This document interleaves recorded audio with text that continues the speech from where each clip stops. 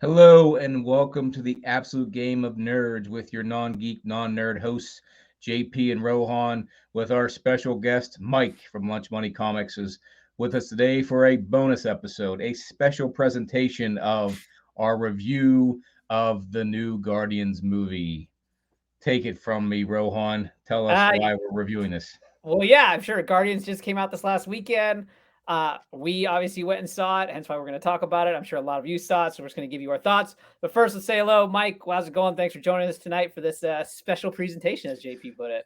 Yeah, thanks for having me last second. I'm happy it worked out. Yeah, Yeah, definitely. yeah, yeah. So, I I mean, why don't we appreciate it. just go around the table here? Well, Mike's the guest. Why don't you start first? Kind of give us your general overall opinion, and we'll start with that, and we'll go around and give the general overall kind of thought. Of the whole movie. Wow, that's so obviously the spoiler warnings for everyone out there, Oh yeah, right? We're just spoilers. Yeah, we're this talking yes, about it this all. is So if you haven't seen it, don't watch this episode. right. I think it's pretty safe to say I'd be shocked if anyone had a counter opinion to this, but the best, at least most solid movie trilogy in the entire MCU has to be Guardians of the Galaxy. I mean, consistency wise, front to end, it may not be like your cup of tea. You may like Captain America or Iron Man better, but in terms of like the quality of the writing and the acting and just the story, I think Guardians of the Galaxy is the best. And I don't know if I love this movie as much as the other two. I wanted to love it more than I did. I think on future viewings, I'll like it more. And I think the reason I only hold back a little bit is because the pacing of that first half of the movie is a little odd because there's so many flashbacks. So again, we're getting into spoilers here. Pretty much immediately Rocket is like critically injured and the rest of the Guardians are trying to save his life for like 3/4 of this movie.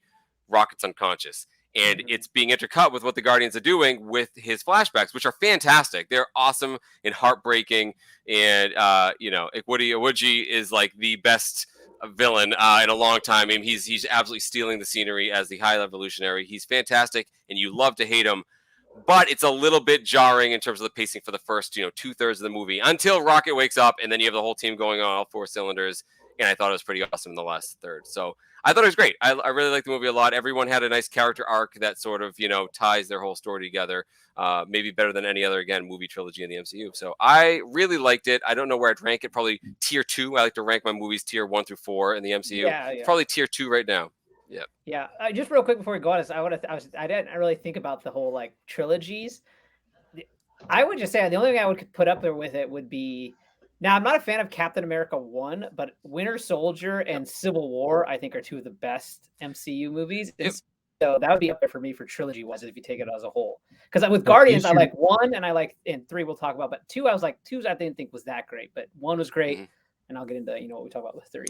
the thing with the trilogy part of it is that was probably the best um, closed, Yeah, ending to a trilogy. Whereas Civil War and Winter Right. Soldier were good movies in yeah, their own and could have stood alone. Whereas Guardians wrapped up the whole team the correct. Yeah, I best out of agree. all out of any of the trilogies. Even Iron Man could have stood alone with Right. only Iron Man one. And Yeah. and I agree with you, Rohan, in regards of like Captain America. Again, my top three are probably, and they're interchangeable depending on the day: Ragnarok, Civil War, Winter Soldier. So you're right. I would put them up there. The thing is, Civil War isn't really like it is a Cap movie, Yeah. but it has more of importance to the whole MCU Yeah. story as an Avengers film. Civil War is almost like it's essentially an Avengers movie without calling Right. it Avengers, right? Like, 2.5. Yeah. there's no Hulk and Thor, but otherwise everyone's there. Right. And yeah, JP, what about you? Kind of overall arching thought of Guardians? Overall, I thought I liked the movie. It's one I would watch again. I will not watch Thor: Love and Thunder again. I probably won't. There's many in Phase 4 I won't watch again. I just watched them to watch them, and this one is one that I found to be fun. It was enjoyable to watch. It was emotional. It was great fight scenes, great action, great cinematography. All that came with it. Overall, was a great movie. There was though pieces that I found had issues with throughout, but overall I enjoyed watching the show, watching the movie, and I would watch it again. Um, I like the Guardians. It was a no-name team that anyone gave a crap about, and they made them like a household name. So this really solidified their mark on the MCU, and like we were just talking about, ended the trilogy in a good way.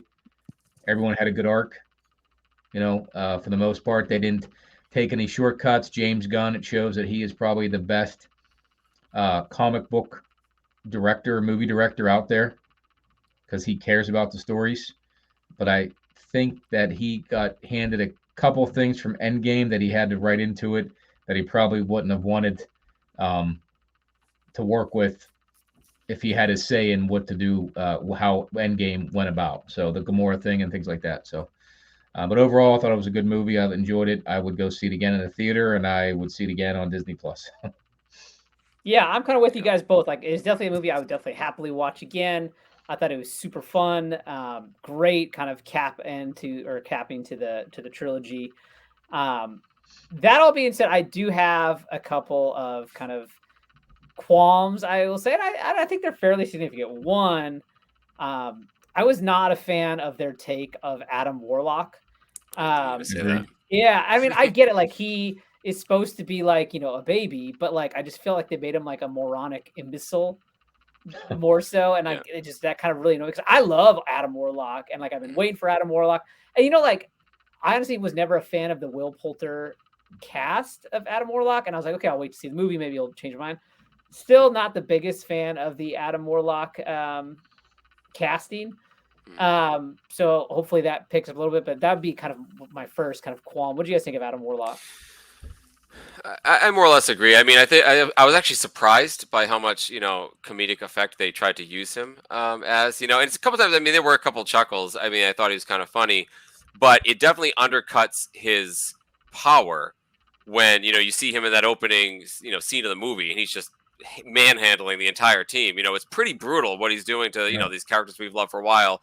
And then, in the very next scene, he's being his mom is like yelling at him and like, undressing him pretty much in front of everybody. And it was a little jarring. I don't love Will Poulter as that character, honestly. I think he can do a good job, but I thought he was a little too.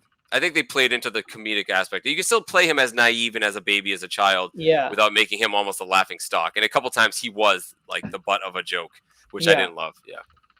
Well, I think the issue with Warlock is in Endgame, he had a role in Infinity War, as we know from the 90s, but they did not use him. So his role was used up by Vision and Doctor Strange.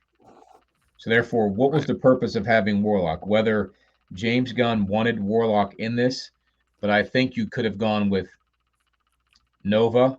You could have put just about Silver Surfer. You could, I mean, maybe not Silver Surfer because he has implications with Fantastic Four, but pick another cosmic being to throw in there. And Quasar. Quasar. That was the other one I was thinking, Quasar. So those two probably would have been better long term, because Warlock's purpose was, and I don't know if he's in part as part of the Secret Wars and the incursion side of it. I know Submariner is. I know Reed Richards, Doom. I don't know. I can't remember if Warlock is. So what is the purpose of having him in there? You could have just taken him out of this whole movie and it wouldn't have made a difference. Also, does anyone know, like, because they showed Warlock in the cocoon at the end of Guardians 2, and then they didn't use it. Like, why was there that disconnect? Like, that never made any sense to me. It's like, it's fine if you decided you didn't want to have him in the whole Infinity Saga. And, I'm not going to, I love the Infinity Saga. Like, there's nothing I'm claiming, but it's just always confused. It's like, if you weren't going to use him in it, why did they tease him in Guardians 2? I mean, it must have been for Guardians 3. No, it must have been James Gunn wanted him for 3. They had no place for him in the other movies, so we see him only in the next Guardian movie, which, again, I think is right. Unless there's some long-term goals beyond, this James Gunn's Guardians, because he's done, right? He's going over to DC. So they're either Marvel told him, get, Warlock in there so we can use him later, or that was just a James Gunn decision. He just liked Warlock. And either way, like, unfortunately, one of the things that bothers me, I do like Warlock, but he was always mysterious to me as a kid. There's nothing mysterious about him. It wasn't even like, you're right, you didn't even see him come out of the cocoon. He's just like, it was mysterious when we see him at the end of the second one, and then here he is fully formed as kind of an idiot. So, what I mean? Like, even the mystery behind him, even if they use him later on, it's going to be hard for us to wrap our minds. Even if he comes back and he's a completely different character, and he's wiser, and I think we've lost a little bit of that innocence there because we've seen him as a goofball. So it is a strange decision. Yeah, we remember him being like one of the most powerful beings in the cosmic universe, and he came in strong, like you said, and I was like, oh man, this is awesome. He's just kicking some ass, and then he got beat by what's her name, Nebula, and then went away. And then for the rest of the movie, he was, more of a child. And they even had him like his clothes were torn, so they even had him in like a kind of like a baby wrap diaper situation to like even play that up even more. And so it's like I just didn't love it. I didn't like it at all. Right. No, I think Quasar or Nova would have been much better. I don't know how it would have fit into the whole Rocket story. Maybe Quasar could have been used by the High Evolutionary to go get Rocket. That's a thought. I don't know, but again, some of the writing, like if James Gunn didn't have to deal with the Gamora situation, I think go back to Thor: Love and Thunder. You see the Guardians with Thor, and Chris Pratt is just fine, right? Star-Lord seems okay. Now all of a sudden he's drinking his woes away in the bar, and he's broken up about Gamora. But he had known since Endgame and Love and Thunder. I actually never even thought about that. That's a good point. Totally forgot they were in Thor: Love and Thunder. Yeah. So for like 5 seconds. Well, again, not needed in that one either. Right. Yeah. I think it's just a product of different movies, different directors, years apart. You can't, that through line of consistency is going to get lost a little bit. I think people want the MCU to be infallible, but they are still subject to a lot of just like the timetables and different people being involved over a long time. So I can see that. I guess I'm more forgiving of that part, but because he was a wreck. Like Star-Lord's a wreck in the beginning of this movie, And then what happened to? We can pick apart different aspects, and I'm going to jump around like I have ADHD here. But at the end of the movie, I didn't like the fact that his face blew up. And I thought he died, and his face blew up. Agreed. Why did he have to look like that? Yeah, not to mention, it's like, okay, if we're on that subject, like this is the end. Multiple of the actors, Zoe Saldana, Dave Bautista, have all come out and said they're done. They're not doing another movie in the MCU. Why? I'm shocked none of them died in this movie. Yeah, and I thought Star-Lord was dying as he's floating out there. Yeah, and I thought that was gonna be like a big twist. I was like, oh, we all expected Drax to die or whatever, and then it was like, oh, they got us with it's Star-Lord. But if Star-Lord would have died like that with his face all puffed out, like that was like there's no reason for that. They could have just had him freeze over. But where was his helmet at? Face shield? And his boots. It never uses rocket boots. Did he ever lose them? Did they explain that? He not once does he use his rocket boots in the whole movie. Somebody said that maybe because he was somewhat drunk whenever this all happened, he forgot to grab certain things. So he went without the mask and without the boots, maybe. But he would have survived that with the mask. Well, but I feel like they'd be on his ship, and they took his ship. Right. So he didn't get that. And then think about it. He saved Gamora in episode volume 1. Warlock saved him in episode 3. Wouldn't it have been better to have Gamora save him? But I don't think James Gunn wanted to make it like right off into the sunset and Gamora's, you guys are back together. I think he wanted to keep that separate. So, right. But I don't know. I will say though, like, a lot of times when there's inconsistencies or these questions that arise in a movie, you think of it after the fact, right? It's in hindsight. You're like, oh, what happened to his mask? But for me watching this movie, there were like several times in Star-Lord, I'm like, where are his boots? I was like, and so obviously it was a decision, because it's a huge problem solver, right? You can't even have that last scene of him in space if he has his boots or his mask, right? So obviously that was written into the whole storyline, but it did take me out a couple times because I was thinking like, this doesn't make any sense. Yeah. It seems like a manufactured drama when there shouldn't have been. So that was odd decision. But I think we're being nitpicky. I honestly, I did like the movie and I found it entertaining. Totally. I could rip apart Love and Thunder. I liked Multiverse of Madness. I did like that movie. I could probably watch it again. And this one I did enjoy. I think Wakanda Forever is also decent. Yeah. I don't think I'd watch it again. Yeah. I was not happy with Submariner in that one, so that's. I actually liked the take of Namor on that. I liked it, but I think they could have used him better in that movie. But again, there was circumstances that they had no control over. Right. Okay, so then back to this movie. The other thing that kind of also, and it's actually more fitting for this movie, but because of the succession of movies that have been coming in the products that have come in, like I'm just like I get it. James Gunn is kind of more of a wackier, humorous kind of director kind of style, and the Guardians have been established in that stuff. That being said, it's like we had Thor: Love and Thunder, we had She-Hulk, we had Ant-Man, and all these. I am ready for the MCU to go back to a more serious tone with their movies, right? Like up to Endgame, it's like you had these movies and they had bits of humor to kind of balance out and give you some comedic relief. But they're like Civil War, pretty dang serious. Infinity War, pretty dang serious, right? I am ready for, and like I feel like since Endgame, it's like they're more concerned about the humor side than about like the actual meaning business. Yeah. And so I am ready now for the MCU to kind of take back a little bit more serious nature with their movies. Yeah, I think that's a gripe a lot of people have had for a long time. Especially when we say our favorite movies are, Winter Soldier and Civil War. I mean, they have made attempts to make things a little bit more serious. I mean, Hawkeye had its funny parts, but some parts of that were pretty darn serious. Moon Knight was supposed to be serious. That was just stupid. It just wasn't that good. Is the problem? I love Oscar Isaac. I just so do I. It just wasn't that as good as it should have been. Werewolf by Night was. I can't call it serious because it was a very tongue-in-cheek sort of thing. I loved Werewolf by Night, by the way. I thought it was pretty dope. But yeah, I think a lot of people have that, sort of, they're hankering for that seriousness. Hopefully, like Secret Invasion looks like it might be that kind of movie. Yeah, Secret Invasion looks great so far. Show, I should say. Yeah, so I think you're not alone at all. I think that's been the number one gripe people have had all through Phase 4. Is a little too jokey, and especially when you're dealing with some very serious things. That was my biggest gripe with the whole 4 thing. Like, if you actually think about it, like the repercussions of the world being blipped and coming back, they kind of, Falcon and the Winter Soldier, which I thought was terrible. I thought that was the worst show. That was supposed to be serious. I just didn't think they did a very good job at it. But then you have like Spider-Man, which, both those second and third movies, they joke about it, and it's not a funny thing. The world would be in ruins and it would be a wreck. So even when they have a very serious concept, they sort of hand wave it and move on to the comedy because they don't want to bum people out, I think. But I think it's a missed opportunity in a lot of these cases. They set themselves up for some really cool existential questions, and they don't hammer it home. Eternals was serious.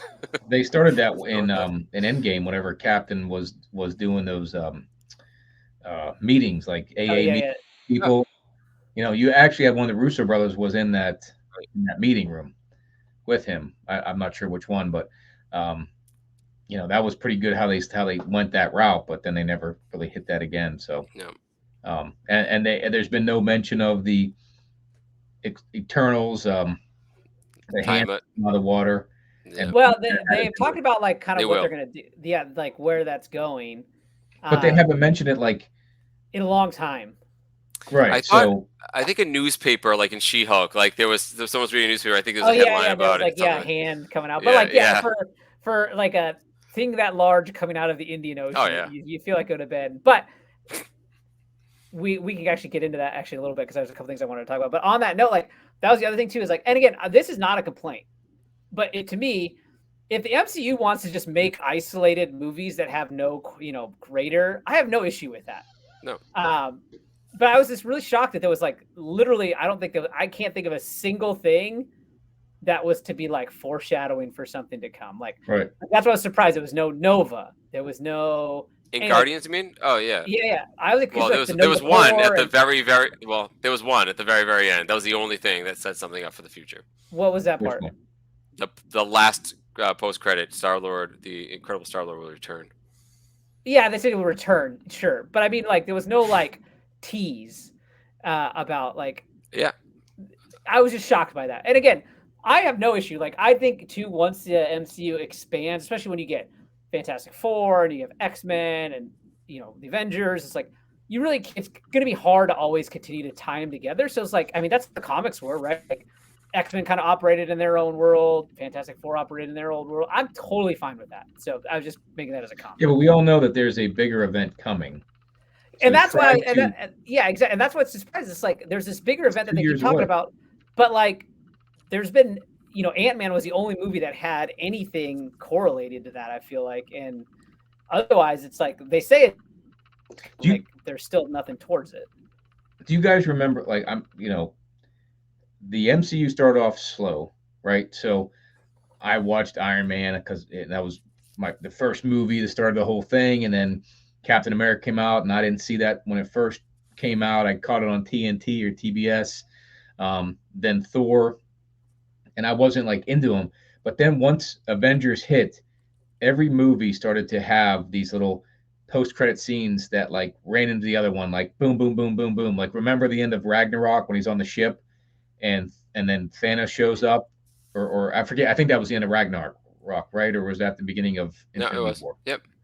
So bam, that all of a sudden it just starts to meld into one, and I'm just sort of waiting for that because maybe we're spoiled, but I missed that.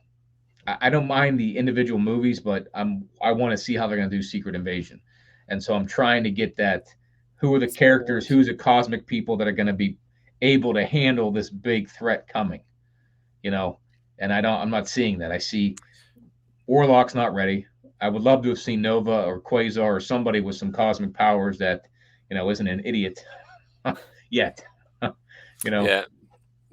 Which leads me to believe they have to be using Warlock. They must have some plans for him in the future. I mean, it's just too big of a character for that to be it. So I mean, think of one of the biggest storylines in all of Marvel. Infinity War, Secret Wars, and take out one of the major characters and not use them, and then put them in another story they weren't even part of. Like that makes no sense. He should have been part of Endgame, but it is what it is. So maybe he'll be the Beyonder or whoever I don't know. They'll have Reed Richards by the time Secret War starts. Well, I also wonder too, like, are they going to play if they have Adam Warlock? Because he has his, I don't know how much you guys, but like, remember he has his like evil. He has his evil twin, Magus. Yeah. And so it's like I wonder if they're going to use that at all. So. Yeah. That could work. Yeah. I mean, I guess my opinion on it's like, yeah, I mean, really, the MCU is not standalone movies. It's the biggest serialized television show of all time. Yeah. But I kind of miss the fact that we don't have a standalone film. You know what I mean? Like, and I kind of like that about all the Guardians of the Galaxy movies because you can look at them as a trilogy. Yeah, there are some things you'd have to know from, like, Infinity War, watching Gamora die for it to make sense. Obviously, you'd have to see the fill in the parts. Also it helps to see the Christmas special. But in general, every character has an arc, and I feel like they ended the third movie to tie it all together, and they didn't. And it was a deliberate decision not to tease something else moving forward. Yeah. They could have teased Galactus or something. I think they said, you know what? It's kind of like the end of Endgame. Let's just send all these characters off in a good way. Let's not undercut that or undermine the end of their story by promoting, by talking about another one. So I don't mind it in this particular case. I think, and honestly, it's a little refreshing. When I watched those post-credit scenes, I was like, oh, all right, cool. That was the end of the story. All right. Again, I have no issue. If it's a good movie, I'm in. That's all that matters to me. Yeah. So on kind of thinking about the future here, like, so we talked about the Celestial coming out of the Indian Ocean. So there's two things that I've heard talked about with this, right? There's one that in the new Captain America movie, Captain America New World Order, is that the celestial body is going to be the source of adamantium, right? And it's going to cause this, like, but the one thing I think about, and I like that idea, one thing I think about that is, so then does that mean there's going to be Wolverine, but it's a new Wolverine? Because Wolverine, obviously, he's like super old. And if adamantium is this brand new, how does that mess up with his whole kind of character? Which then also makes us think about like what Rage said when we interviewed him, that maybe they're just going to tease Wolverine in Deadpool 3, and since Hugh Jackman's probably not going to do another movie, and then I'm going to use and have X-23, which I would, not that I don't want to see X-23, I just don't want to not see Wolverine. Right. So I don't know. I'm curious where this goes with that. I mean, that rumor might just not be true either. It could be a tease. They had a tease again in one of the newspapers and one of the shows. Man with fights with claws in a bar. It could be Wolverine with the bone claws. He just hasn't become Weapon X yet. It could be all the X-Men could just all be multiversal. They could all just be the X-Men '97 animated guys, and we have no idea what it could be. I wouldn't put all our cards in the whole idea of like adamantium being the be-all end-all to Wolverine. I think it actually is kind of silly if they did that. I hope that's not the case. I was like, this is my own little personal idea, guys. I always thought this. Endgame, right? Thanos is kicking Cap's butt and cuts his vibranium shield up. He used it with his weapon. I always thought it'd be a really cool thing if Thanos' weapon was the only adamantium thing, and they get the pieces of it, and that's where the source of adamantium. That way it's not everywhere. I always thought that'd be kind of cool, because what's the explanation there? Is it also a vibranium weapon? Why can it cut through vibranium? I thought that was a cool thing, but it doesn't look like they're going that way. But that's what I would have done if I was a writer. I thought, I'd never heard of vibranium prior. It was always adamantium. So I thought vibranium was going to be their word, since they couldn't use adamantium because of the Fox issue. So I just thought they were going to use vibranium for his, his claws, which would be fine. Adamantium is I don't. It doesn't matter what you call it, just as long as it doesn't have bone claws, because that's not Wolverine. But again, it may be multiversal, where he comes in from a different universe, has the claws already, and the adamantium or vibranium, and goes away, and then we get X-23, we get a she thing, and no, that will be the MCU jumping the shark if they do she thing. Which I thought. Sorry. I was watching the Absolute the Geek podcast. They do Saturday night special, and I was listening to it Monday, and Matt, I call him the Godfather of the Absolute Geek Show, he was specking on the she thing, and I thought it was a joke, but there was actual she thing. It was Sharon Ventura. Ace Ventura was she was Miss Marvel, which I have Thing 35, which was her first appearance. Me too, yeah. And they were buying online the first appearance of She-Thing, and then I showed Matt. I texted him a picture of my Thing 35, and within minutes somebody bought it on eBay, and it was him. Nice. So now he has the She-Thing covered in case it comes out. So, given it was a real thing, I wouldn't be that mad if they did a She-Thing. No, but the thing is you can't. So I love the Thing too. First off, so we just start with that. Yeah. But like, how is I just can't picture like it being a woman and then being like it's clobbering time. Like, how do you have the Thing without saying it's clobbering time? But it's like, but my only point of it was not a what do you call it, a retro or gender swap. It's an actual real character they had. So I just don't like when they change a character just for the point of doing it. So yeah. But I think she only exists because of the real Thing. Is like how she got the powers, Yeah. So, I mean, I don't like it honestly.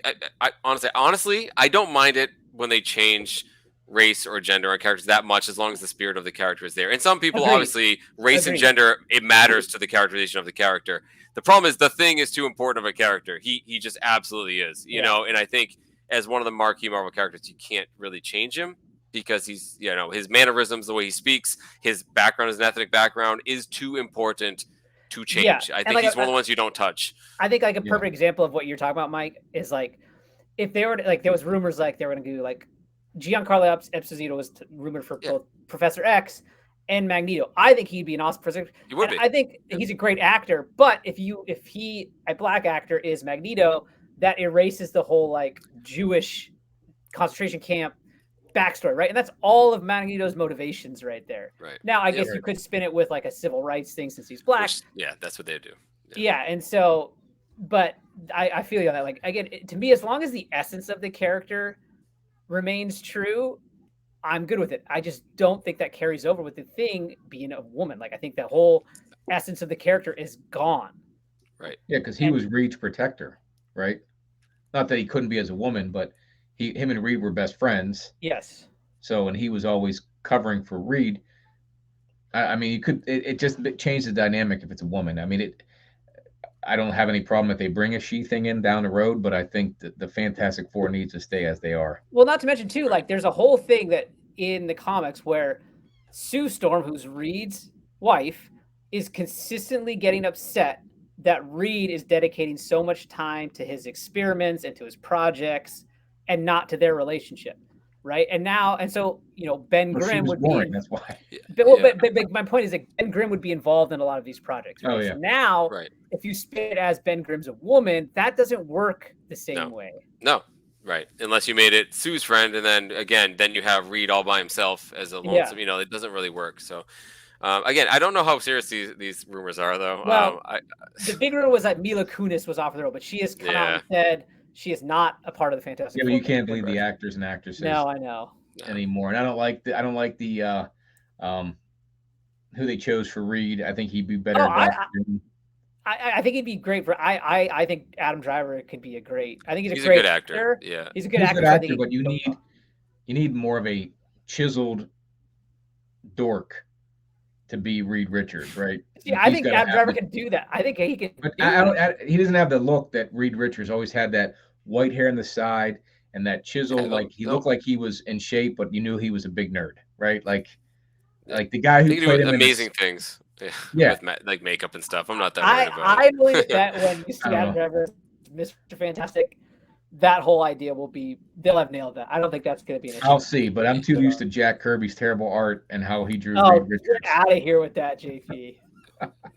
Do you guys Come on. do you guys like Margot Robbie as Invisible Woman? Oh yeah. It's perfect. Come on. Yeah. Come on. I mean, it's too good to be true, honestly. Like That's that's the your best choice. That's the casting pick. I've That's heard. the best casting you could possibly pick. So Yeah. But the question is what's she gonna do whenever she has to go back into DC and do the Barbie sequel? Is she gonna have the ability to stick with Fantastic Four long term? that's why they have contracts, and they're really big Yeah. ones. And they pay you a lot of money, and they say this is priority. So yeah, and that's honestly the reason why actors don't sign with Marvel, because it's a huge commitment. Like this is something you're doing for the next 10, 15 years of your life.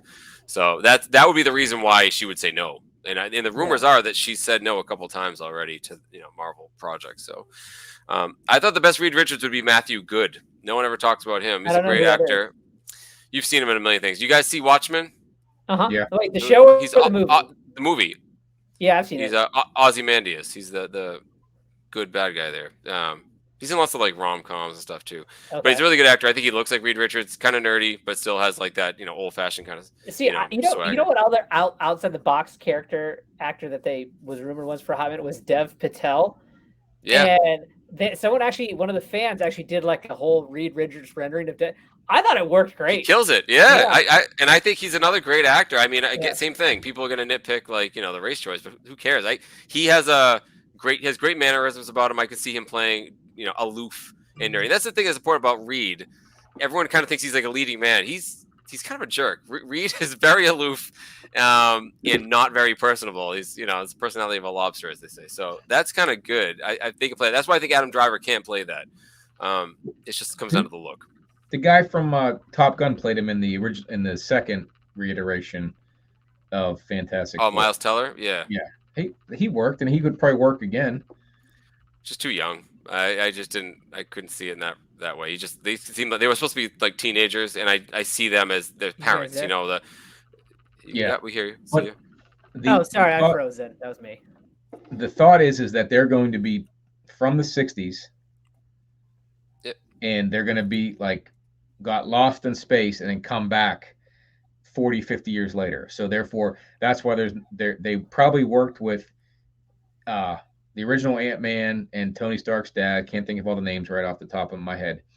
But he worked with all those guys at that base that Iron Man and Captain America got the Pym particles from. The Pym particles. Hank Pym, there you go. Thank you. And I think that they flew off and got lost in space and will come back. So maybe there'll be like some type of cosmic discussion or fight in the negative zone and then make it to the present time, which that was sort of why I want to review this movie, was just to go over like where we're going and who's going to show up. Well, yeah. So one of the other theories and thoughts that I think is actually really cool is going back to the celestial that's sticking out of the ocean. So because of that, Galactus is attracted towards Earth because it's a huge amount of cosmic energy that he can feed on, and that's the reason he comes to Earth, which I think plays really well. See, yeah. I actually like the idea. Remember, at the end of that movie, Eternals, what's his name? Arishem was going to judge them. He's the judger, but who knows? Maybe they bring him to the living tribunal. Whoever it is, they get judged, and what if they deem Earth needs to go, and then they send Galactus? Maybe the Celestials say, Galactus, go eat it. It could be something like that. Well, yeah, because Galactus, that is his role is to keep the universe in balance. Right. That's why he eats planets. Right. And honestly, though, I think, they've also said Galactus will be part of the Fantastic Four. So maybe that's the reason the Fantastic Four were fighting. Again, more missed opportunities. The things that bother me about the MCU are the things that are inconsistent. The whole idea that like Eternals makes kind of no sense because they need half the life, whatever. They need more life on Earth for these things to come out. It's like the seed, but they didn't intervene when Thanos was attacking for some BS that, only the deviants. Well, doesn't that seem like something immediately the Celestials would go, you got to stop this guy because he's going to ruin the birth of every Celestial in the universe. Like stuff like that always kind of bothers me. I think they're going to be sort of backpedaling on that a lot. I think they're probably just going to drop the whole idea of it. So I think a better way of introducing Galactus is to be the cosmic power sent him after Earth to just reset it. That makes sense to me. Even now, looking, the Eternals was not like a great choice of a movie to use, with the backstory.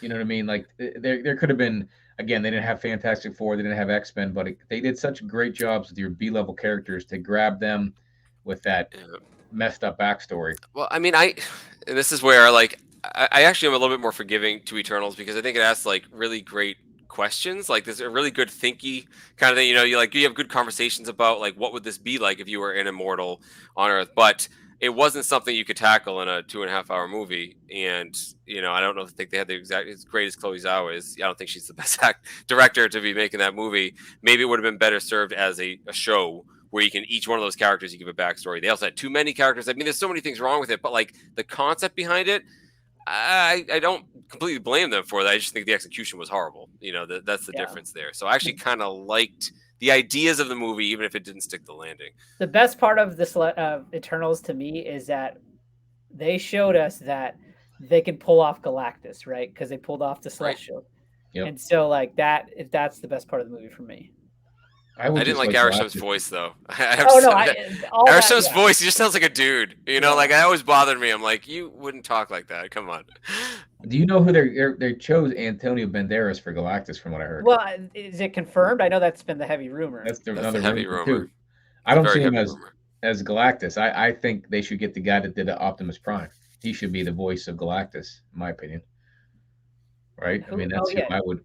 Well, is that guy's pretty. No, it's not James Earl Jones. Yeah, no, it's No, but I'm saying James Earl Jones or the Peter. His name's Peter. Yeah, Peter. Yeah, Peter. Peter Cullen. There you go. Peter Cullen. Yeah. But I mean, either one would be fine. He's wicked old, and they're doing mocap stuff too. So like, you got to imagine whoever they get, if they get a big actor, they're going to use him not only for the motion capture and the facial expressions, but also Galactus can take any size he wants. They're going to do it. They're going to shrink him down at some point so we can actually interact with the characters instead of being like a 60-foot, 100-foot tall being. So they're going to want like a real actor who has some presence they can actually interact with. So that's probably why his brother can do the mocap. He does a great job with Rocket. Have him mocap it. Yeah, I don't mind. Again, like this is where I kind of try to think outside the box. Like, right now we say that doesn't make any sense, but I'm sure he'll be fine. Yeah, I actually think I have no issue with the Antonio Banderas. I don't think he would be the best voice for Galactus because I think those two guys would be better. Again, their age, but we'll see. I mean, he was great in Puss in Boots, right? I mean, it's I have a lot of faith in it in the MCU. Less so in DC prior to James Gunn. So, we'll see. I mean, we're all going to have opinions. Like we said, we all like this movie, Guardians, but there's things we nitpick. So we're going to nitpick throughout MCU because it's not perfect. But we got to say it. We got to say because other people are going to be watching this. Like the biggest problem with nerds in general is that we do nitpick things too much. Yeah. And that's the thing. Like there's been movies on that like I've hated. Like not hated. There's no MCU movie like I would say I hate, but there's some like I definitely don't like. But I saw like Quantumania. We're not talking about Quantumania. I did not like Quantumania, but I watched it with my son, and my son thought that was the greatest Marvel movie he's ever seen. Yeah. I mean, he was blown away. And people have different tastes. You know what I mean? Like, and my wife, watched some movies with me, and she's completely more forgiving of a lot of things that we nitpick. So we got to remember there's different audiences. There's movies I really don't like that I've heard literally people put them at the top of their MCU list, and I'm blown away by it. And I don't want to judge them too much because everyone has different tastes. So it is what it is. A lot of reviews where they said this was the greatest trilogy, like we just talked about, the best of the three Guardians. I don't agree with that. I thought it was good. Well, and I got to add this one thing. I might have mentioned this on your channel in the past. The one thing I hate about the internet, and unfortunately it's our lives, right? All of our adult lives, is that people don't understand the difference between liking or disliking something and whether something is good or not. Case in point, I had a roommate in college who would tell me, and he was a musician just like me, he'd be like, I think the Beatles suck.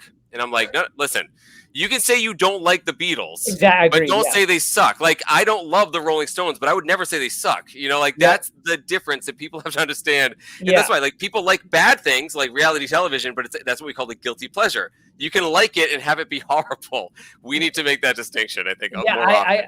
I agree. So like, I have this one friend, like, so my all-time favorite bands, we're talking about bands real quick, is Radiohead, and I totally understand if Radiohead is a certain, like, if they are your cup of tea, you love them, and if it's not your cup of tea, you probably think they are awful, right? So my friends are like, oh, they just suck, and I'm just like, dude, they're like in the Rock and Roll Hall of Fame. They've won multiple like awards, like they've won multiple best-selling albums. Like, you cannot say that they suck. Like, they're good. They're just not for you, and that's totally fine. I have a friend who's into death metal. He's like, listen to this band. I'm like, yeah, I mean, it's okay, but like, I don't. He's like, no, they're the best. They're like, they've won more, Grammys than any. I'm like, oh, then they must be the best death metal band. You know what I mean? Like, but I'm just not into them, and I think we forget that on movies a lot, and that's why I think the Guardians. I think if you look at it from a film standpoint, writing wise, I think James Gunn is the best writer that the MCU's had, honestly. And I think he's done a great job with these characters. I think it has a tone that is consistent. And for those reasons, you say, yes, as a trilogy, I think this is the most solid, even if it's not your favorite. And that's the thing. I don't know if it's my favorite, but I'd say it's probably quality-wise one of the best, if not the best.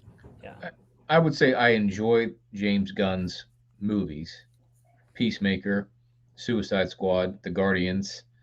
He did, what was that movie, Bright? The take on Superman, the negative take on Superman. It was called... If you look it up, it's called Bright something. He did a take. It wasn't Superman, but it was if Superman used his powers for bad, and it was a messed up movie. So Brightbox or Brightburn. It's called Brightburn. That's what it's called. Brightburn. I've never heard of this movie. I watched it and I wouldn't say horrified. I've seen worse, but it was a messed up take on if Superman went bad, but he does a great job. The Russo brothers, I think, did a really good job with Civil War through Endgame. I mean, you couldn't have ended 22 movies better than how Endgame. Dude, yeah, the Russo brothers. I mean, I think I have no idea, but someone told me they got canceled. I don't know, but they killed it with those movies. Oh, they killed it. And Gunn can do comedy. He can do cosmic stuff.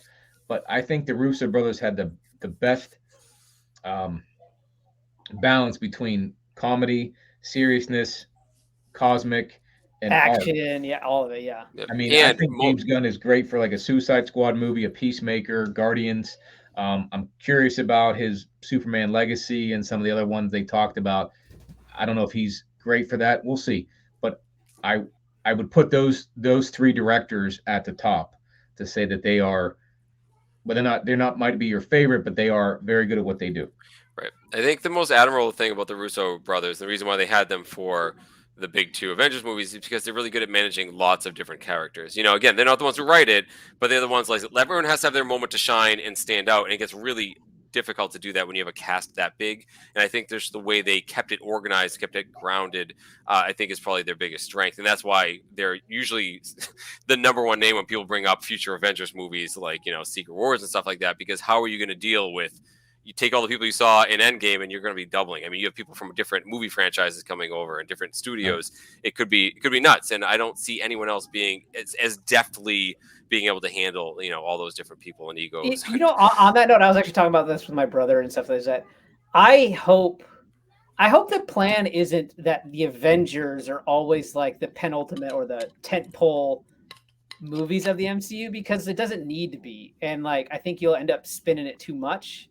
Like, there's no reason like an X-Men movie can't be like the next thing that we're building up to, or a Fantastic Four movie. Like, there's plenty of other. It doesn't always Midnight Suns. It doesn't need to always be an Avengers like capper. Avengers level, as they call it, that becomes the quote. I'm like, there's like can be like you said, X-Men level, Fantastic Four level. Yeah.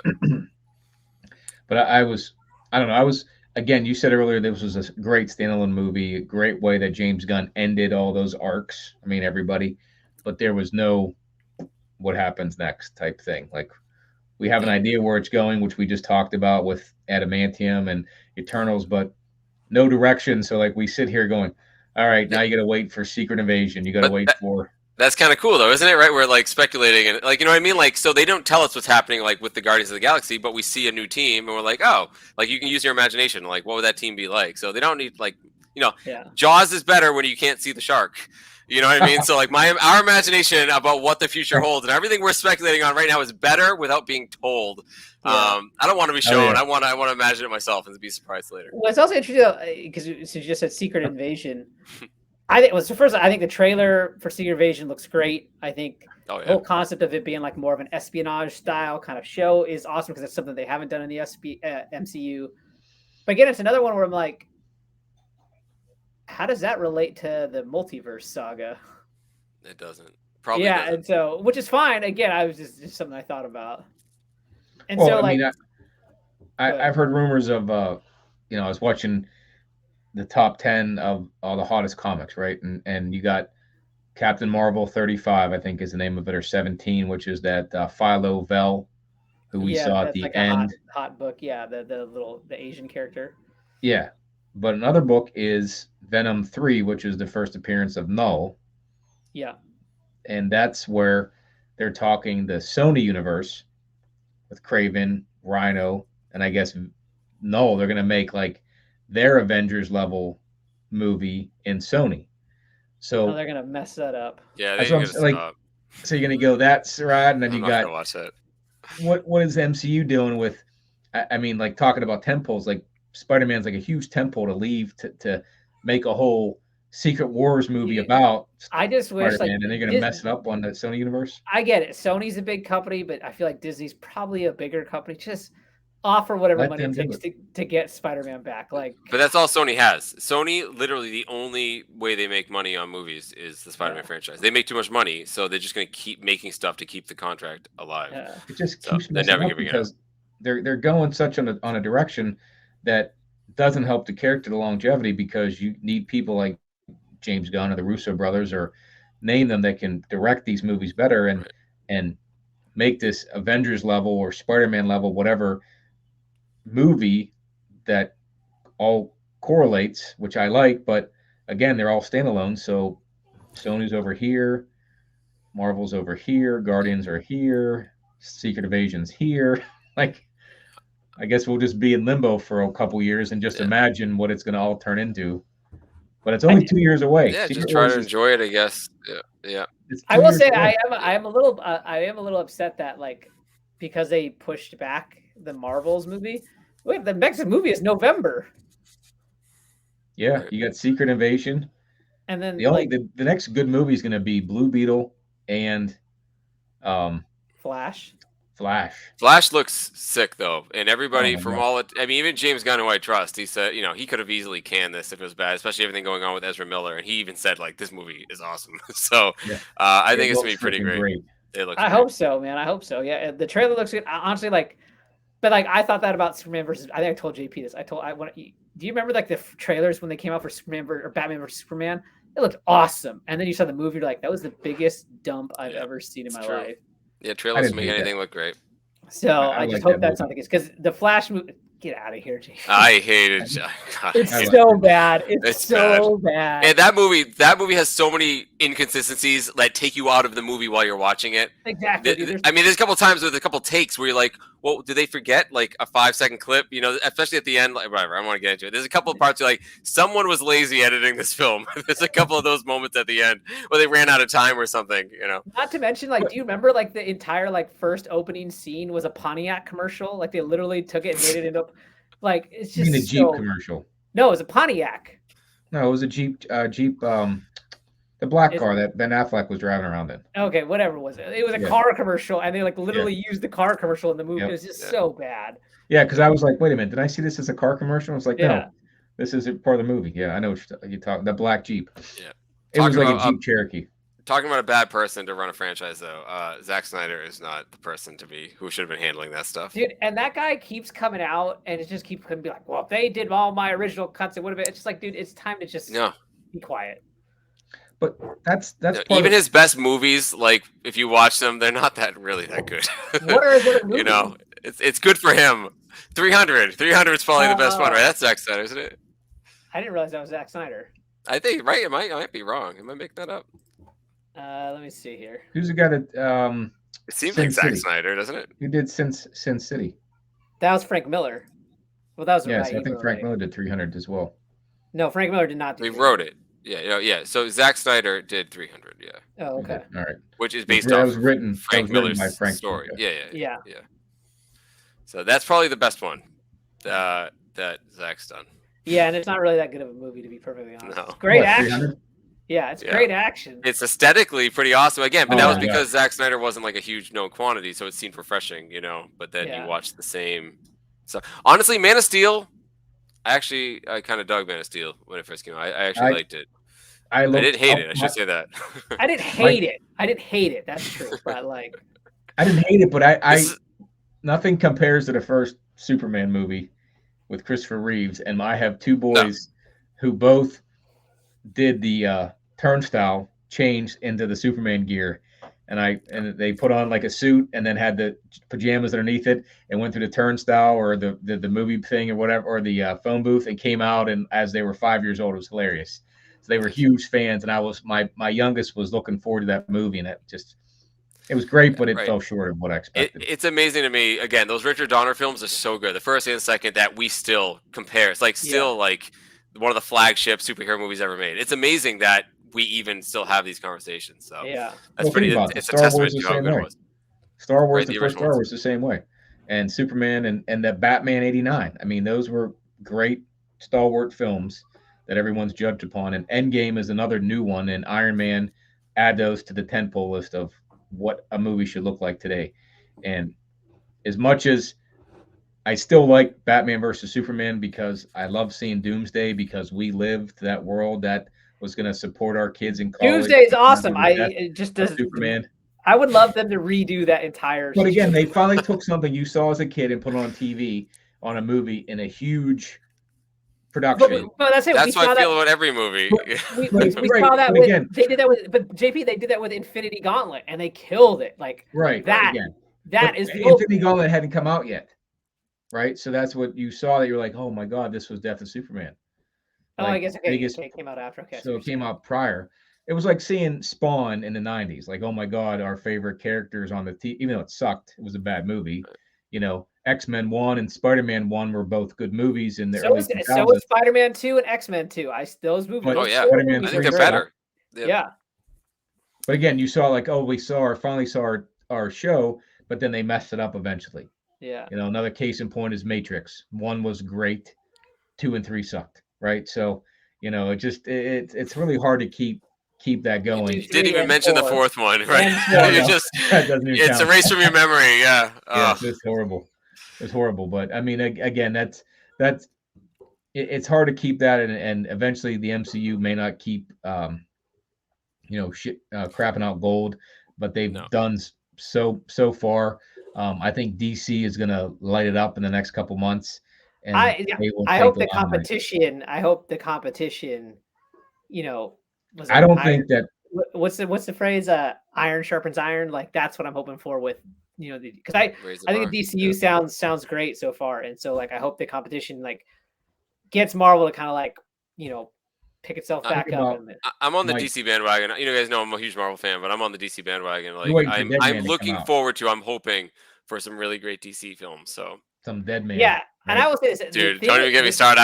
Actually, you guys, when is this video coming out? Because there's stuff that I'm not supposed to be showing that is coming out on my channel for a couple of months. So I've gone down a couple of DC rabbit holes headlong, man. It's an obsession. It's a disease at this point. So I just want to say this last what the DC. Why I think the DCU sounds very exciting to me is that it seems like they're going to put both the movies and the show on the same level, right? And I like that the shows are on HBO because like I feel like HBO just kills it with like great content. Whereas like in the MCU, it's like the movies are here and the shows are not even close, right? Like they don't. She-Hulk was awesome. The thing is like it's not that She-Hulk was like so bad. It's just like it's the shows have been so, with the exception of like Loki, the shows have just been so irrelevant, and it's like that's my problem with they them. don't buy, and to me it's like the Marvel just doesn't even buy into the show. They're like, let's just make a show to like keep them satisfied until the next movie comes out. There's no like they use some like BS like I said, as far BS tertiary characters with BS tertiary villains. Like there's no buy-in, there's no stakes, there's nothing. There's no level of like, oh, I have like you can watch none of the MCU shows and you would not have missed a beat in the movies, which is the DCU does not. They're nice bonuses. Like WandaVision, it was a nice bonus to kind of understand who the kids were and stuff. And when you watch the Marvels, it's kind of nice to know who Kamala Khan is. But you're right. My issue with them is that the consequences are largely disposable. It's just going to be 6 episodes, and they can't change too much because other movies that when the movies released worldwide, they don't have Disney Pluses in these places, so they can't deviate too much. The same thing. Falcon and the Winter Soldier didn't even need to happen. I mean, it's just he's going to be Captain America, just like we thought he was going to be in the next movie. Yeah. It doesn't really matter what happened in that film at all. So, so that's my biggest issue with the TV shows, and I think that's something that's why I'm worried about Secret Invasion too. By the way, because you guys said it, like, is this going to lead into the next thing? How is it? I mean, the only way I can see it working is if Secret Invasion, you find out a lot of characters are actually Skrulls, and just like how Civil War messed up or led into, Infinity War where the Avengers were disbanded. You need something like that. And I just don't think it's going to happen. I just don't see how a Skrull invasion of Earth is going to really change it. I hope I'm wrong, but that's my issue. I wish I had more consequences in those shows. Yeah. Well, think about that. You got the Skrulls that are going to be the whatever, like we were saying, what is the lead in there? But then you're going to bring in Wolverine, X-Men, Fantastic Four. Like you have all this other stuff that's going on that is Secret Invasion even needed? You know what I mean? So like maybe it's just entertainment. It's a little stopping point. If it's good, I'm gonna enjoy it. But right, I agree with Mike. Like honestly, in my personal opinion, because what's the next movie after the Marvels? Does anyone remember what it is? Jesus. Well, we have a couple shows. We have Echo, which might come out this year. Echo, Agatha, Ironheart. Those shows are all like perfect examples of like those shows. Like why are they wasting their time on Agatha? Like, who cares? There must be a story. That's gonna be like the Mephisto kind of like setup, is my guess. But like, still, it's like, to me, in my opinion, like again, I don't know what the next movie is in order, but like Captain America: New World Order is after Marvels, then Thunderbolts, then maybe Blade, which keeps getting delayed because of the writer's strike. Okay, so if I had to bet, I feel like we kind of stay in this funk until like Fantastic Four hits. But I don't think Fantastic Four is going to come out before Secret Wars. So you're going to have you need big cosmic level characters. I think it is. I think it's supposed to come out. It's supposed to come out before Secret Wars. But that's only 2 years away. Is Secret Wars? No, I think Kang Dynasty. They moved it to 26. Yeah. Okay, but Kang Dynasty, so that has to lead into it somehow, right? No, because I'm pretty sure it was Fantastic Four is before both of those. I'm pretty sure.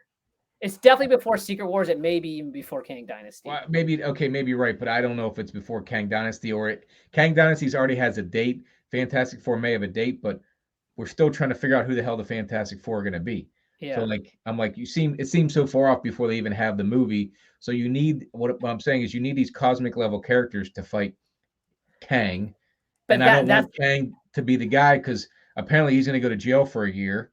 Yeah. Jonathan Majors, from what I last read. So you need to get Chucky Woody or whatever what's his name from High Evolutionary to bring him in because he was awesome. And bring him in there or the Beyonder or somebody. I wanted Denzel, man. I'm going to say it right now. I wanted Denzel. I still think Denzel's going to commit to that. He's got to. Come on, Denzel. I'm on board, man. He'd kill it. I think Denzel should be the voice of Galactus, actually. No, I know. Well, that's actually pretty good. Denzel should be Doctor Doom. He would be an awesome Doctor Doom, too. Because he has that swagger of like, I think he would be the best. Yeah, when he plays a bad guy, he can be like a methodically crazy bad guy. I think he would just kill it. Dr. Denzel walks in a room, man. He has presence, and there's not many actors that can carry it like that. This has nothing to do with it. I recently watched. You guys ever see Inside Man? Of course, yeah. Yeah, I love that movie. With Clive Owen. The Clive Owen one, right? It's got Chiwetel Ejiofor in there. The bank heist. That was on randomly on TV the other day. I was like, I haven't seen this movie forever. Same thing. Denzel just kills that movie, man. Yeah. He is freaking awesome in that movie. I do. I mean, or like Training Day. Like, oh, dude, he's Training Day. He would be the perfect Doctor Doom, in my opinion. Yeah. But again, you have 2 years to put all this together to this huge multi-universal movie event, and who are your players to do No, cosmic stuff? I get, and that's kind of goes back to what I'm saying. Like, I just think we're going to be in a bit of an MCU funk for a bit because they won't have that situation sorted out.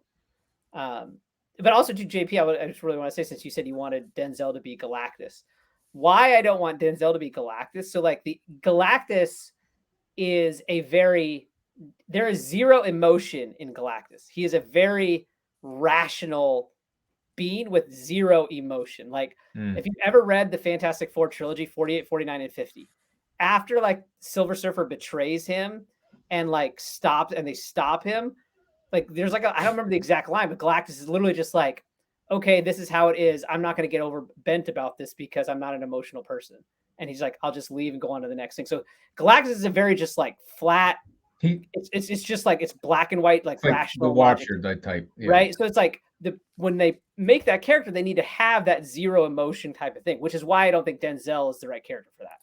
Right? Like Denzel is Doctor Doom. He exudes that just arrogance and that swagger, and like Doctor Doom walks in the room, everyone's like, "Oh shit!" Yeah, but that's like the other thing is though, like you're not gonna see his face. Like that's for me. Yeah, it's like that's you're running into the whole Christian Bale problem, like his gore. It's like they couldn't put the makeup on to make him look like Gore because like it's Christian Bale. We're not gonna cover his face. You don't do that to Denzel. That's why I thought Kang. He'd kill Kang. I thought he'd be awesome as him, and he can actually emote and get that like savagery. Yeah. But that's the only reason. That's the other problem with Doom is like you're not gonna see their face. It's tough. That's a tough thing to cast. Yeah. I think the Doom is the next best villain to come out. I think who's the guy from the Negative Zone? Annihilus. They had mentioned he might have been in the Guardians movie, but again, an emotionless insect-looking thing wouldn't have been a good use. Whereas the High Evolutionary was a better option. Doom is such a, like you mentioned, he is the baddest bad guy in Marvel. He's the Darth Vader of Marvel Universe. He is, right? I mean, and I would say, Magneto is up there, but Doom still takes the cake. So, but what actor wants to be him and wearing a mask the whole time? I don't know. You need someone with a voice. That's the true state. Exactly. So I don't know. We'll just see. But I think he's the missing link, and I don't know why they brought Kang into it unless they were going to try to write him off or make him the Beyonder. One of the versions of Kang is the Beyonder, maybe. That's why. Yeah, I think they're going to use. I think it's exactly what it is. Yeah, he'd be a variant of Kang. So, and then you'd bring Doom into it, and I don't know. I'm trying to look ahead to what, not to spec on these books, but I like to see where it's going to go and how it's going to affect the books you got and the ones we're looking for. And I'm kind of lost. I mean, I kind of feel like when Thor: Love and Thunder came out and I saw who Hercules is, and I had never seen, what's that show?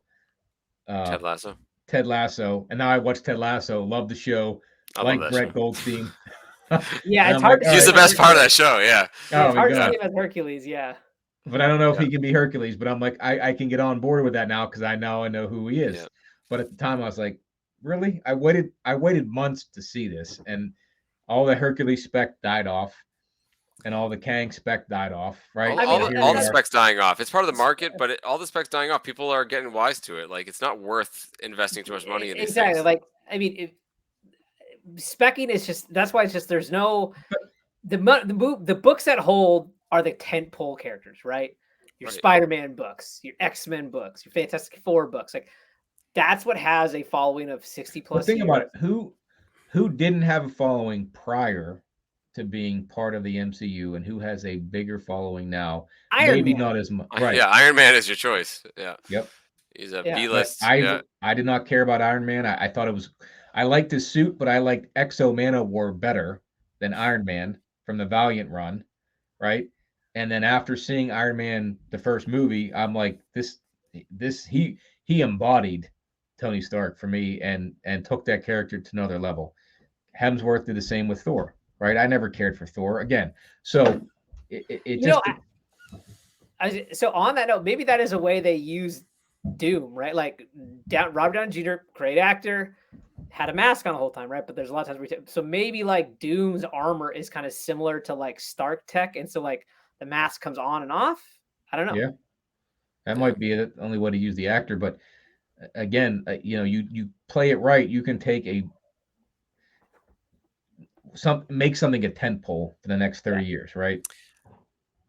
It doesn't mean just because it's a Silver Age book or it's not as much specking on like new characters, but those old, no one cared about characters that were good parts of the MCU but became much bigger. And Wonder Man's another one that could be a big character going forward, maybe if it's done right. I don't know. I mean, the guy who's going to play him seemed like he was in Watchmen. Yeah, he's a good actor. I like it. So again, there's plenty of options. I guess. I mean, I'm with Mike though. The spec game I think it's done. Like so it is, and I think people are wise to it. I think it was the part of the whole comic boom, and we've seen like there's no point in getting into books because they're probably just going to drop back down right after the movie comes out of the hype. And listen, I knew what we were talking about today, and on my really busy day, I scribbled down something on a piece of paper right here because I think it's a really interesting day. I don't know if you guys meant to talk about which books we think are going to because of Guardians of the Galaxy 3 or whatever, but my point is this: if you think about all the characters that are in Guardians of the Galaxy, and many of them are very obscure, right? It only became popular because of these movies. Certainly, they weren't the Guardians of the Galaxy when I was growing up, right? Not even close. Right. But if you look at the books, if you look at the characters that are in those movies and look at the value of the books that they're in them, there's no surprise. It's the older, rarer books always, right? So Iron Man 55 is always going to be important because it's the first appearance of Drax, sure, but also Thanos. So it didn't go up in price because we're like, oh, Drax is now a known character. It's like, no, that's a huge book, period. And it's an old book and it's hard to get. Groot, the first appearance of Groot, a completely minor character until the movies came out. But that Tales to Astonish that he first appears in is a hard book to get. It's worth the most. The first Rocket, same thing. First Star-Lord. They're old, and that's what the value magazines. Is. They're magazines in most of those cases, correct? Yeah. And they'll keep their value because they're rare, and not because of the spec of the movies. So I mean, I think that's a lot of it, and that's why in the more modern books like First Nebula, which I got for $20 the other day. I saw First Gamora at a comic show for $50, which years ago was hundreds of dollars. You know what I mean? Like no one cares, but it's the older books. It's like Adam Warlock. It doesn't matter what happened in the movie. People like Adam Warlock because he's a huge character. He's from the Silver Age. There's lots of important keys there. That's why those hold their value. So I think the spec game is kind of folly at this point. I think people are wise to it. There's some minor characters that might, cause little blips in the radar, but I guess like Nova, Deathlock. Name some of those ones from the 70s and 80s that may have a bigger role going forward. Human Torch. I mean, he's part of Fantastic Four. I mean, Fantastic Four was dead for how many years until the spec now, right? So now that book's huge. That first, but all Fantastic Four books, especially the early ones, they're so every single one's a key. I mean, like from comic but they weren't as big of a deal until they knew they bought the Fox property. Like again, they held their value, but they have, and they'll since start to go. They'll go up even further now with the movies. So I'm just saying, and Wolverine always had a first appearance of Wolverine. Yes. The X-Men, yes, that did. But given what Iron Man, how he was elevated to this level, where do you take a character that was already here and now the movie? Now you see him on the big screen done right. I don't know how many characters could do that. And that's the thing. I have to argue about this a little bit. People always say, Iron Man was an unknown character. Not to me. Iron Man to me was always like, he's not tier A, but he was like definitely tier B. Like he was an Avenger. Agreed. So like when I was a kid, like everyone's always like, oh, he's an unknown. I'm like, no, he's not. He wasn't unknown. Like, he was one of the big Marvel characters. And going back to what Mike was saying, TOS 39, Iron Man 1, both Silver Age books. Like, right. It's exactly. Yeah. But nowhere near the value. Again, the value grew because of inflation and the whole. Dude, it's true. TOS 39 and Jim 83 are more valuable now because of the MCU, no doubt. But my point is that those characters are still rooted in a deep historic level. In comics, correct. Right. So now you're going to have those ones that were deeply rooted that are going to be on the screen, and there'll be some ancillary people that come through it. I'm just saying, like, not that I'm trying to spec on it again. Like I just like, sometimes it's fun when you go hunting at the antique store and you see that book because of that character was in the movie. Yeah, and you grab it, right? So that's kind of a fun part of it. But just overall investment or funness in MCU,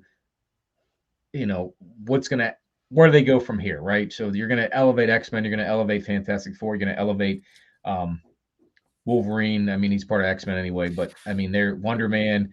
What's gonna Yeah, which is they'll nuts. probably go up more because they're already desirable characters in the comics and people already like them. I think they're just gonna go up more. Like same thing, Silver Surfer. Like I don't have to tell you Yeah. guys, right? Yeah. Silver Surfer is just for the lay person who doesn't really follow comic books, who may have heard of him and know what he looks like. Yeah, they see him in a movie, you can have more people jumping on board. But he's still a huge character in that. But we all love Silver Surfer. At least I know Rohan did. I liked him too. Ron Lim was one of the best artists of Silver Surfer. But then you see him on the big screen, your favorite character on the big screen, done right. And then somebody else, a lot of people have similar tastes when it's done right. And we're gonna be like, wow, that's a cool character. And that's gonna just take that. See, the spec annoys me because how I look at that is crap. Now everyone's buying this book and I have to pay more for this character. I've liked him since I was 5. Like I know you should get first dibs. That's exactly it. That's what I don't like about the spec aspect. A lot of it, that's why it's more, I think when people jump on books, I think it's more like the FOMO. Like you want to get the book while it's cheap before it goes up in value. Because I will tell you, if you want Silver Surfer books, I don't know why, but those books are at the bottom right now. Fantastic 448. Fantastic 448. Yeah, a lot of things are. So I've been looking, man. You saw I've been to a couple comic shows, man. I look at them every single time. Yeah. I'm always close to pulling the trigger on them. I'm dying for one, but I gotta stop spending lunch money. I'm putting a curfew on myself. They are lunch money, low. Dinner money, and banquet money comics. Fantastic 448 is definitely low, but it's not lunch money. No, it's not lunch money. Yeah. It's Jack Kirby art. I can't buy that shit. Oh, come on. Get out of here, JP. I see him. I see him too. I don't know. When I look at Jack Kirby Fantastic Four and I look at Reed Richards, I think of George Clooney like 20 years ago. That's who I see. Like, yeah, he'd be great for. But he's too old now. That's the problem. It was 20 years ago, like Ocean's 11 time. George Clooney would have been a great Mr. Fantastic. But what about what's his name? Jesus, the guy who was in Ocean's 11 with him, from Fight Club. Matt Damon, Brad Pitt. He could be. He's not that old yet. I think he's too good looking. He could be someone in the MCU. I just don't know who. I can't. Yeah. It's just hard. These guys. I mean, that's part of why these guys are where they're at for that stuff. They pick the right person. But Brad Pitt, I don't think is too good looking. He might be slightly old, but I mean, we'll see. I don't want to say there have been too many miscasts in the MCU. Honestly, I'm always pretty impressed by who they get. Honestly, man, I'm not even going to say this on your channel. Yes, I am. I love Robert Downey Jr. I think Tom Cruise would have been better. When I read Iron Man, and since I was a kid, I saw Tom Cruise. Robert Downey Jr. is a little too funny.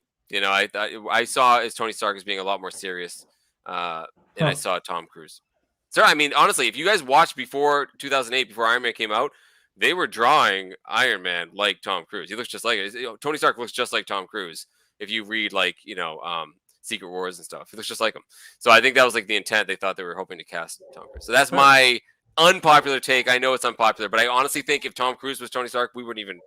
People would be like, Robert Downey Jr. could never pull that off. So that's crazy because I heard they're going to cast him in as a superior Iron Man. Yeah, I'd be on board for that. I mean, it's not a Tom Cruise movie. There's not a Will Smith movie I won't like and watch. So I would be fine with it with that way. But I'm like, it's hard to see now because I think RDJ just fit that to me. Because you're used to it. Another one. Man, I'm going to get crucified for this. ScarJo, not Black Widow. No way. Yeah. No way. What did they say? They were going to get Emily Blunt was the original first choice, and she turned them down because she had a conflict. Emily Blunt would have been much better, in my opinion. You can't convince me ScarJo is a Russian. I'm not buying. She came in like fake an accent for 2 seconds. Like that always bothered me. Yeah. So I don't know Black Widow's character well enough to make that judgment, and so for me, ScarJo totally fine. Yeah. But sure. No, those are the only two that really bothered. She's the one that bothers me the most, I say. But I'll put Will Poulter as Adam Warlock's role right now is in that boat for me. What bothered me was Chris Evans as Captain America because he was Human Torch, and I'm like, why you can't have the same guy in the same universe? When that came out, I agreed. When it came out, I was upset about that too. But now he's perfect for it. Yeah. The only reason I didn't like, and he's perfect. The only reason I didn't like him is because in my head, ever since I was a little kid, Captain America was an older guy. He was always a guy he was like 50. He's like this grizzled veteran. So when they cast him, you're too young. You know what I mean? Like, obviously, that doesn't make any sense. Captain America obviously had to have been a young guy at one point. But that was my first, that was oddly enough, was my first, thought that crossed my mind. He's too young. Yeah, I thought the same thing, but back whenever they redid to DC again, and I may have said this to you guys before, but they did Batman, The Dark Knight, and they had a different Joker. I said, they already had a Joker. Why are they doing him again? You know, you already had one guy. Like, you're only supposed to do that story one time in my head back then. And so whenever Chris Evans was Human Torch, I was like, he can't be Captain America. It's gonna mess shit up down the road. And now they're gonna have him probably do both in Secret Wars or something, and it'll be like everyone will love it, like they liked seeing all three Spider-Man. I am convinced, by the way, the reason they used John Krasinski in Multiverse of Madness instead of Ian Griffith is because they didn't want that dilemma to cross everyone's mind. Like, well, wait a minute, if Ian Griffith is Mr. Fantastic, that means Human Torch was Chris Evans. I think they wanted to avoid that thing, so that, because I think it should have absolutely been the one from the Fox series. It would have been much cooler. But yeah, I would like that too. But we'll see how it all pans out. That's the enjoyment of. Not as much the spec game. Again, it's kind of fun in a sense, but more of the speculating as we talk of where it's going to go. Yeah. And so that's what I find enjoyable, and I think the next big characters are all the ones we were talking about. They were the ones that are already big. They're just going to get bigger is what it's going to be. I think it's going to awaken a lot of casual, MCU viewers, which I think, again, as comic book collectors, I don't think we realize how many people don't care about comic books. They just love seeing cool movies. Yeah. So I think you're right. When a Silver Surfer and Galactus are on the big screen, people are going to love them, if they're done right. Yeah. And the rest of us are going to go, well, we told you. We always knew they were going to be great. I had this book since the beginning. You can't. Exactly. You can't tease mine. Yeah. Yep. Exactly. I agree. Yeah. Other than that, we have any? I know we said it half an hour, and we're at an hour 16. We did this last time too, didn't we? Yeah. Yes. So we're having a good time. It's always a spirited discussion, so I'm enjoying it. Yeah, definitely. I'm looking forward to I was looking forward to Love and Thunder last year because of that cosmic side of it, and was disappointed. And I think slowly this year, I know there's DC movies, but I think we're going to be enjoying these movies more and more as the year goes on. Because Ant-Man was good, Guardians was better, The Flash will be awesome, Blue Beetle is going to be great, and forget about Aquaman, that's just going to suck, but the Marvels will be okay. And then we'll go into next year, and I think it'll be I don't know what's on the horizon next year. Hopefully DC is going to unseat Marvel as the top movie maker, in my opinion. Hey, I think competition breeds. Let's it's good, exactly. And I think Marvel already knows, all the issues they had with it, special effects and stuff, and just the timetables and how badly they're received by the special effects, part of Hollywood. They have already been scaling back things, obviously. Never mind the writer's strike going on right now, but obviously they are pushing things further and further away because they want to make sure the quality is there over quantity. I think that is the number one reason why Phase 4 wasn't liked by many people. We were just saturated with mediocrity. And I think they really just need better quality stuff. And I think they're going to be moving forward. So I look forward to it. Brought back the old CEO of Disney to kind of right the ship, and got rid of some people. So I think you're right. That's what's going to happen. Well, I think they'll right the ship, but I think DC is going to eat their lunch speaking of lunch money comics, they're going to eat their lunch the next. I think for the immediate future, I would agree. It's good for everybody. Exactly. That's why it's good except for Sony, who's always going to suck. They're not going to breed any. Like honestly, go ahead, Ryan. Yeah. I was going to say, Disney bought Marvel not to make movies for 20 years. They bought them to make movies for the next 100. Right? It's going to be up and down. Like they can't always crap out gold. Right. Well, after 100 years, you lose the IP rights. 95 years, actually. Right. So that's why. What happens when in 2039, whenever Superman is not? No, Superman's coming up in the next couple of years. Superman and Batman are coming up in the next couple of years. Or 2034. Yeah. What happens then? Make a movie. I don't know. It'd be like the Winnie the Pooh movie. The horror. Once it goes in the public domain. There's a Peter Pan horror movie coming out. There's going to be a Mickey Mouse one. Like they're all coming out. That sucks. I mean, it's going to ruin the character, and that's eventually going to happen to Spider-Man. Yeah. You know, and all these characters. It just we'll be gone by then. Yeah, we'll just enjoy what we have right now. Yeah. We'll be telling our great Better sell your grandkids about books the good now. old days. Yeah. Sell your books now before there's the Superman poo movie or whatever you want to call it. That's Yeah. So, but is there any big books that you guys are, I don't want to say specking on, but want to get because of what's coming down the road, that you want to possess this book because it's your, like the Silver Surfer 48, or excuse me, Fantastic Four 48, things like that? Yeah. I mean, Go. I was gonna say my next one that I'm saving for, which may take some time, is X-Men 1. I'm pretty confident I can get it before the movie comes out. But, that's my holy grail. And believe it or not, guys, this past weekend I held one in my hand on. I saw that photo. Yeah, I saw that photo. So the next day, this is a story for another time. Randomly at a yard sale, I asked someone if they had comic books. He said, "Yeah, I have X-Men books. Come inside." And he opened up and he had every X-Men book ever made, 1 to 500. Holy crap! Just randomly, I just randomly asked this guy. They were giving away free stuff, and he's like, "I'm not thinking of selling yet." And he opened up. I couldn't believe it. It was the very next day. So, two X-Men #1s back-to-back days. You know who this person is, so that whenever he does want to sell, you probably gave him your card to say. I gave him my card. Absolutely, I did. So yeah, I mean that's my holy grail. I would love for Silver Surfer. I think that's pretty attainable for me, honestly, this year. But for me, and again, I'll start sending some your way, Mike. That I find. Oh, thank you. I appreciate that. And the big one, and I'll be talking about it on my channel. Again, I don't know when you guys are coming out. I will be talking about it on my channel. I've been really into like the darker DC characters. I don't really like Superman and Wonder Woman and Batman that much. I like the dark characters, the Dead Man, the Spectre. So I've been going down the rabbit hole of Justice League dark characters. I'm really into Constantine, Swamp Thing, the Demon, Black Orchid. I get a whole bunch lined up, guys. Dude, I think House of Secrets 92 is an awesome book. Yep.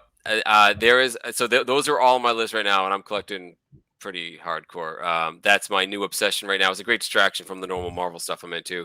And honestly, like if you want to talk spec, I think James Gunn likes that sort of stuff. He likes the obscure characters. So I don't know. Everyone knows Superman and Batman and stuff. I just like the more interesting characters that people don't expect to see. So that's where I'm at right now. That's where I'm at. So I'm collecting. I want to get a first Constantine. I want to get first Zatanna. How's that? Hawkman 4? I'd love to get a first Zatanna. That'd be So, those are on my list for like this year. Like it's gonna happen like in the next couple months. Nice. I'm obsessed, so that's where I'm going. Nice. How about Omega Man 3? Lobo, first appearance of Lobo. I don't care about Lobo. That's JP's college tuition for his kids. That's my character, man. I look forward to him coming on. I've had that one for a while. I've wanted that one since the 90s. So I found it last year, and we'll see what happens with that one. But I probably will, if I see the right iteration of the characters you're talking about. I had it in my hands, a Dead Man, Strange Tales, whatever, 216 or 205. Whatever, 205. But it had a rip right on the front, and the guy wanted like $200 for it, and I couldn't justify the big rip on the front cover. I thought it was like maybe $100. I would have bought it for. Right. I went back to that same antique store and it's gone. So someone else grabbed the spec before I did. But it's a cool looking book. It's a cool looking book. It's at Comic Spot right now. He's fixing it up for me. I think he has like 6 of my top 10 books. I think are at Comic Spot right now getting fixed. X-Men 94, same thing. So I don't have a lot of those books from that video from last week, but they'll be back on the shelf at some point. I started pressing my own books. So good for you. I had a little problem at a show with somebody that I was trying to get to press my books, and I said, "The hell with this! I have nobody close." I always didn't feel comfortable mailing my books out to somebody. I tried with Jeff, and I would have done that because you're good friends with him. But it felt funny to try to, not that I do a better job than Jeff by any stretch of the imagination, but I mean, really, once you press any book, it looks much better than it did anyway. But the cleaning of the books that he does is probably huge, that I would probably won't be able to do anytime soon. Yeah. It's and I've watched him do it. He showed me like little tricks of the trade, but I'm too scared. Crummy books I'll try it out on. And I've watched him. I mean, again, and I can't watch you do this, Jeff. I'm sorry. Yeah. So, and I will give you, if you guys mind if I do a sneak preview actually on your channel. Yeah, I sent you guys a picture. You know what this book is. I'm going to talk about this on my channel at some point. I just don't know when. But I had a back like last, I don't know, think the video came out in like December or something like that. I got an X-Men 101 first Phoenix. Oh, And, nice. it Yeah. was Yeah. I saw. Yeah. Yeah, it was a graded 6.5 CGC. I showed it to Jeff. He looked at it and goes, "No way." He's like, "That's at least an 8." So this is the old label. But I feel weird about cracking things open. I didn't know anything about it. So I needed a pretty compelling reason, and I had two. One, there was a crack in the slab already. Didn't compromise the book, but it just, like, you know, was a blemish. And then the other one was the Chris Claremont signing. So I gave it to Jeff. I said, "I don't want to see you do it, man." He cracked it, he cleaned it, he pressed it, and resubmitted, and it came back 8-0. Just like an 8. And he was ticked that it was an 8. He's like, "That's an 8.5." So yeah, I mean, this is what, you know, I know the CGC's kind of cracking down on cleaning, but he doesn't use any chemicals or anything like that. Right. You know, it's all dry cleaned. I'm trying to not reflect. So yeah, it came back much higher. So he got a grade and a half out of it. He's awesome. So yeah, it's I mean, it's something about it. It's not just the pressing; it's a little bit of the cleaning. So he put a lot of time into it. The big part, if you look at your book with a flashlight and just sideways, and you can see the dents in books that the pressing can take out. But again, you need a humidity chamber or some way to soften that book to get out all those little bumps on it. And I can't. I have a humidity chamber I made, but it doesn't, in my opinion, doesn't do as good a job as probably what Jeff has. Yeah. And he, I mean, he doesn't even always put humidity into it, even just a little bit of distilled water on the cover. But for him, he just does low temperature. He never does a lot of high temperature. He just does it, you know, low temperature, not for too long. And then he also has like a tack iron for like the really small like ticks, and he really gets in there close. And I think it was funny. I think Rohan, you were the one who told me when I submit this, always have CGC press after a signing, right? Which I said, like, agree with you. Adds a layer of extra security. It does, but for two reasons, I didn't opt to spend that $20. For one, Jeff was convinced they weren't going to get out the last bits of this. He's like, "If I can't get it out after 3 tries, they're not going to get it out." And the other one is, I honestly want to see in whole numbers how good it was going to be after he was done with it. So I didn't want to say like, "Well, some of this could have been CGC's pressing." I want it to be all 100% Comic Spa. So nice. It's a pretty great book. I mean, I don't have anything signed by Chris Claremont. My son does, ironically. So I was happy to get this book. I don't trust CCS, but like, it's just like if they, you know, do something while they're signing it and something happens, it's just a potential.